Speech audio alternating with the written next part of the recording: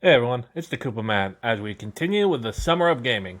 You ever notice that games aren't quite what they used to be? I know I've spoken about this before in a few videos, such as Esports are Cancer, where I discussed how the concept of esports killed fighting games, E3 Good Riddance, where I discussed how the ESA's convention caused diminishing returns for the gamers, the problem with FOMO, where I discussed the problems with time content and exclusive add-ons, It's My Exclusive and I Need It Now, where I discussed the idea of exclusives in general, Open World Empty Game, where I discussed the seeming obsession with open world experiences and how they aren't always a good thing, and rarely are at that, and my optimization video where I basically called developers and publishers lazy assholes. Oh, and of course all the other videos from this month. You may be wondering why I'm even still a gamer if the industry is wrought with so many problems. You see, dear viewer, it wasn't always like this. So when did we go from an industry devoted to making fun and interesting games to, well, basically this?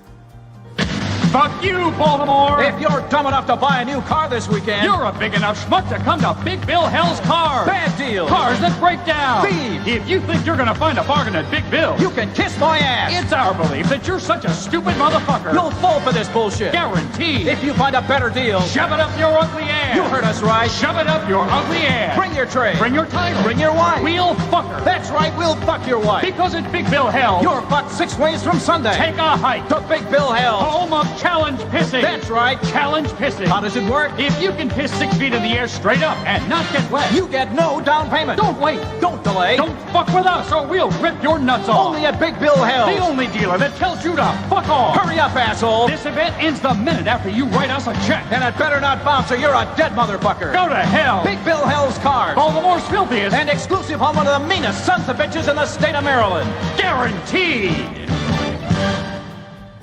Well, you know what they say, Rome wasn't built in a day. While there are some standout exceptions of games that release completely and with enough content to choke an elephant, examples include Crash 4, It's About Time, Super Smash Bros. Ultimate, Digimon Survive, Cuphead, Splatoon, Kirby Star Allies, Dragon Ball Kakarot, Xenoblade 2 and 3, and Mario Kart 8 Deluxe. Yeah, most of these are Nintendo games, sue me. Between releasing games unfinished to fix via a day one patch, or having most of the game actually be an extra expense via DLC, or even worse, fill the game with microtransactions and loot boxes, it seems gaming nowadays isn't what it used to be. There used to be a time where releasing an unfinished game, or hiding the majority of the game behind the paywall via DLC, or making the game episodic, would be the death knell of a franchise. Heck, it almost was the death knell of the Sonic franchise after the 1-2 punch of Sonic 06 and Sonic 4 Episode 1. Nowadays, if a game like Sonic 06 released unfinished, journalists and gamers alike would give it a pass because all they need to fix it is the day one patch. And if it still wasn't good, maybe buy a DLC season pass on top of that. And it of course costs $70 for the base game, an additional $20 for each season pass, and most would not complain. Well, to be fair, we could use a better example than Sonic, as its fan base are unpleasable at the best of times, but you get the idea. There used to be a basic rule where games were sold to have the most bang for the consumer's buck.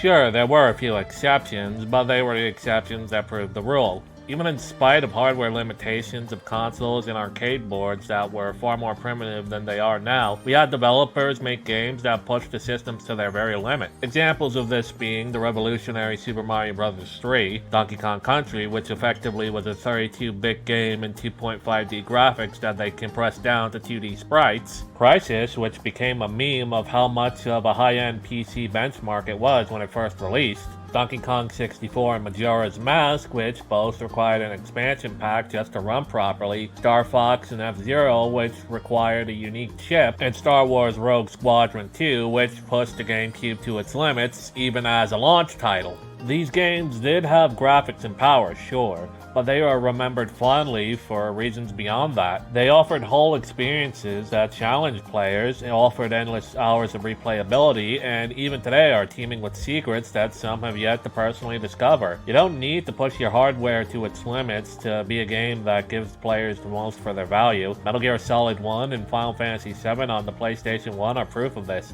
Both games are cited as the greatest ever made, and this is in spite of them being 32-bit graphic games when all their competitors were 64-bit. That is because both had a focused and timeless story that players could get into, and gameplay that felt easy to learn, hard to master, and offered a rewarding experience. So what happened? Well, like most things, it didn't happen overnight, but instead was a series of small cuts that eventually added up to the total fatality of the industry's passion. One such example of this is the endless ports and different versions of the same game. The most infamous example, of course, being Street Fighter II. For context, when it was first released, there was really only one version of Street Fighter I, and it was released in the arcades in 1987, but then it got ported to a few consoles, not many, whatever could run it, which was mostly just gaming PCs at the time. Then, in 1991, they released Street Fighter II: The World Warrior to arcades, and it went off like a rocket. Now, when you compare the series to their main competitor, SNK's Fatal Fury, which released the same year, you'd think they would follow similar footsteps and make sequels that would improve upon the original. Street Fighter 3, 4, 5,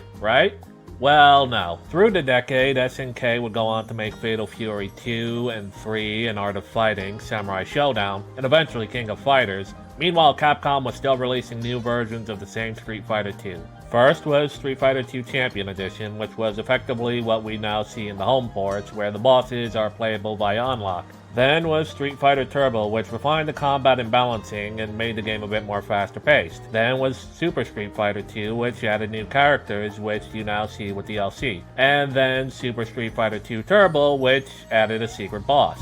Now these changes are there, but they don't really add up to all that much when you compare it to SNK's games, or even some like Mortal Kombat, which still felt like whole new games each sequel. What did the differences of the different versions of Street Fighter II boil down to? But she's got a new hat.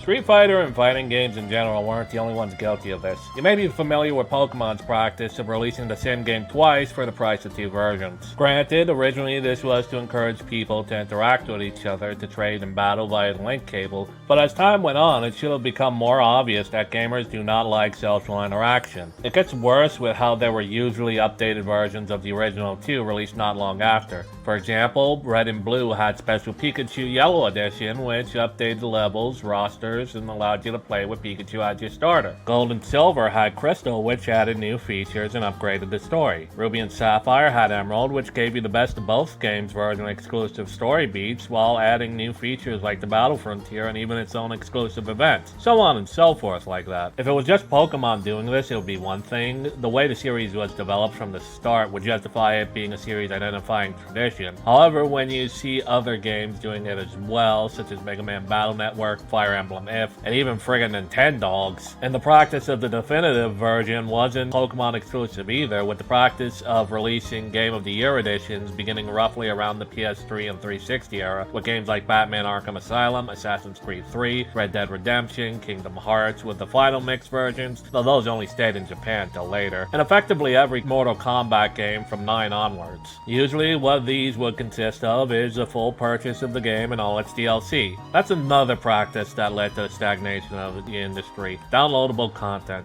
Now, there's nothing wrong with the practice of adding extra features, characters, and story content after the game's fully been developed, and if the price is right. The problem is when you decide to wall off entire sections of what's supposed to be in the base game behind a paywall. Sometimes that content is actually on the same disc. This is what got Capcom in trouble more than once, most notably with their release of Street Fighter X Tekken. Then there's DLC designed just to make the company money, things like cosmetics, skin packs, and even, well, horse armor.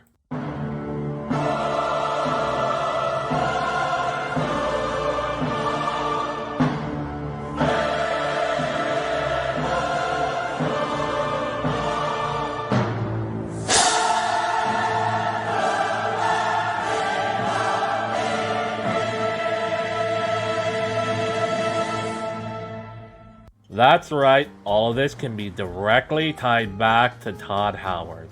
Let that sink in. The horse armor was the first microtransaction, and now entire games and companies exist just on this model. Overwatch 2 reset everyone back to basics so they can milk more microtransactions. MOBAs like Smite and League of Legends predicated entirely on microtransactions. What about battle royales like Fortnite? You better believe they got microtransactions and loot boxes. Never forget, they tried to randomize and casinoize the microtransactions to milk even more money out of you. EA infamously made Star Wars Battlefront 2's entire model based on this and got so greedy that entire world governments banded together just to put their foot down on loot boxes. Once again, not all DLC is like this. Many games use DLC to add things that would be installed in new titles, making Street Fighter 2 scenarios no longer occur. In spite of this, EA still feels the need to sell yearly sports games that sell just roster updates, but that's just EA. Even the infamous Capcom got on board with making DLC instead of new editions.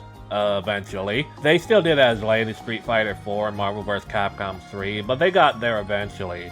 Or so I thought, till they added microtransactions and battle passes to Street Fighter 6. I hate to say I told you so, but I told you so. On PC, however, DLC didn't exist much longer. It just wasn't always downloadable. It existed in the form of the expansion, and some of these would effectively have customers buying the game all over again for how much they cost. Examples of this include The Sims, which had it baked into its system, Sid Meier's Civilization, which until recent entries treated expansions as totally separate, Warhammer 40,000 Dawn of War, which also did the practice in the early 2000s, leading to fans to create the Dawn of War Unification mod. World of Warcraft even nuked its entire original game in one expansion to milk more money out of its holdouts. In fact, many MMOs used expansions as a means of giving, quote, physical DLC. They weren't the only ones doing this, though. Flashback to the Sega Genesis. Sonic 3 was also a victim of this, being unable to meet its original deadline, so Sonic Team just divided the game into two and sold it as Sonic 3 and Sonic & Knuckles. In order to justify it, they made an expansion system, which the game card for Sonic & Knuckles was sort of like a Game Genie, and if you had a plugged-in copy of Sonic 3 in it, you would have the game as it was originally envisioned. Kind of. And then there, if you had a copy of Sonic 2, you could play as Knuckles in that. And if you got a copy of Sonic 1, you got Blue Sphere, a minigame. Any other game card would be an error read. Sure, this was cool, and it allowed deadlines to be met, but let's face it, it enabled a much shittier practice to take place. Speaking of shitty practices, ever notice how file sizes are basically skyrocketing now? This is something else that the shift to PC has wrought, as well as things like Blu-ray discs encouraging laziness and optimization, and a general lack of respect for the consumer. One need look no further than with the recent example of Mortal Kombat 1 being 100 gigabytes for a 2D fighting game. This has been compared to the recently released Zelda game, Breath of the Wild 2 Gmod Boogaloo, which only comes to about 17 gigabytes in its size and fits snugly on its SD card. But even when you compare it to other fighting games such as Street Fighter 6, which is slated to be only 60 gigabytes at launch, Tekken 7, which is between 60 and 80 with all its DLC, compared to Mortal Kombat 1 being 100 at its base game, Dead or Alive 6, which is only 50, and hell, Guilty Gear Strive and Soul Calibur 6 are only 20. Sure, Mortal Kombat 1 is going for stunning graphics and all that stuff, but do you really need to add the extraneous detail on a blade of grass that's a country mile away from the camera at all times? It's more like the artist wants to get his jollies off on how good he is at his job instead of being considerate of the customer. This isn't even a PC exclusive thing either, as these games tend to hide the extra file size cost in the day one patch, which we will get to in a minute. So even consoles which don't exactly have the same memory capability as of a PC,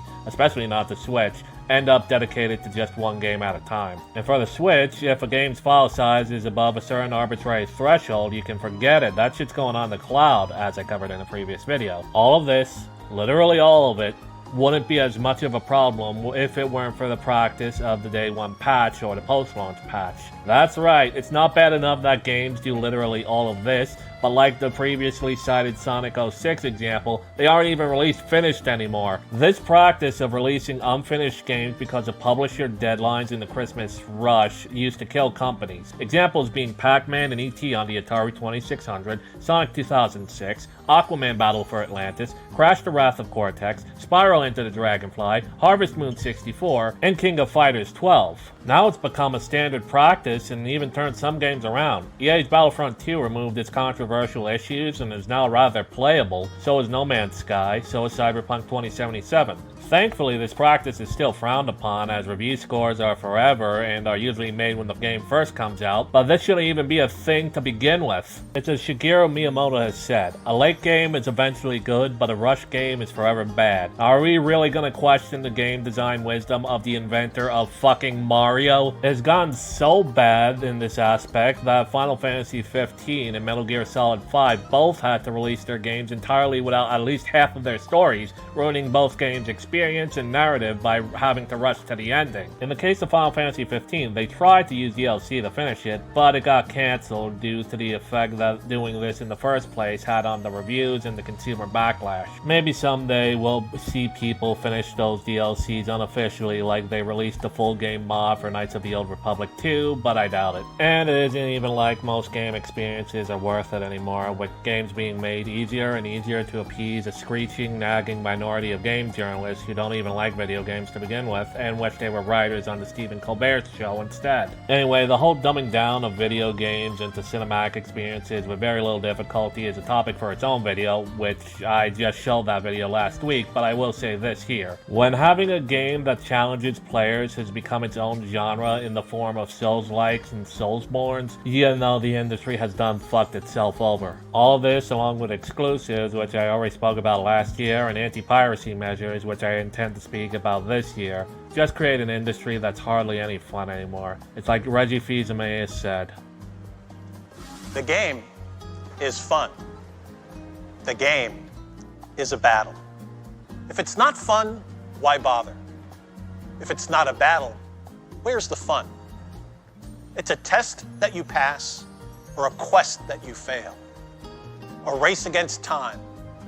Fun and battle always locked together. But the game is also something else. It's a journey, a passport to new worlds, maybe even an odyssey. A look, a feel, an exploration.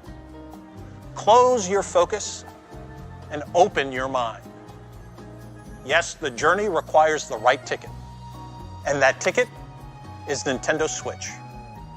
But in the end, it's not just where you can take your game. It's where your game can take you. So let's go. All this because Todd Howard really wanted to sell people horse armor. Well, I guess when Todd gives you horse armor, you make horse armor mods. You can always try to make the best out of a bad situation, or try to get your gaming fixed through less than legitimate ways I cannot legally recommend on this channel. But in the end, maybe just stick to the classics. This has been the Koopa Man. Game on.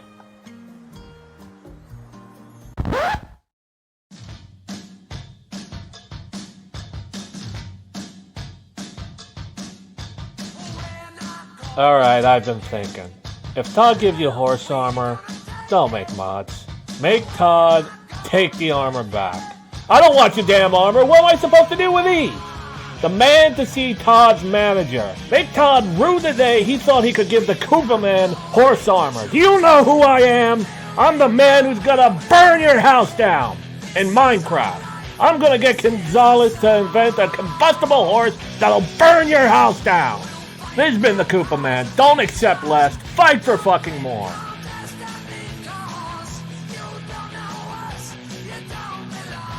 Sweet mother of the Force.